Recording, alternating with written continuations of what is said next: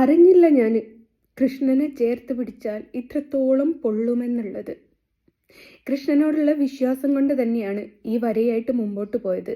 ആദ്യം വെറും ഒരു കൗതുകമായിരുന്നു, പിന്നെ അതൊരു വരുമാന മാർഗമായി, പിന്നെ അത് വിശ്വാസത്തോടെ കൂടെ മുമ്പോട്ട് കൊണ്ടുപോകൽ തുടങ്ങി. കാരണം നമ്മൾ തിന്നുന്ന ചോറ് വിശ്വാസമല്ലേ നമുക്ക് തിന്നാൻ പറ്റൂല. പക്ഷെ മറ്റു മതത്തിൽ നിന്ന് വന്ന് കണ്ണനെ ചേർത്ത് പിടിച്ചതുകൊണ്ടായിരിക്കാം ഒരു പക്ഷേ സോഷ്യൽ മീഡിയ എന്നെ ഇങ്ങനെയും ഉപദ്രവിക്കുന്നത്. ഞാൻ ചെയ്ത തെറ്റ് എന്താണ്?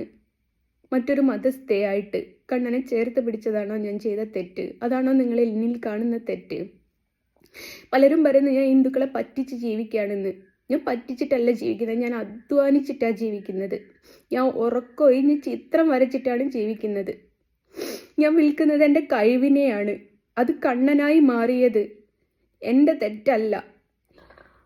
ആ കഴിവിനെ വിറ്റതുകൊണ്ടാണ് ഞാൻ ഇത്രത്തോളം മോശക്കാരിയായി സമൂഹത്തിൻ്റെ മുമ്പിൽ മാറിയത്.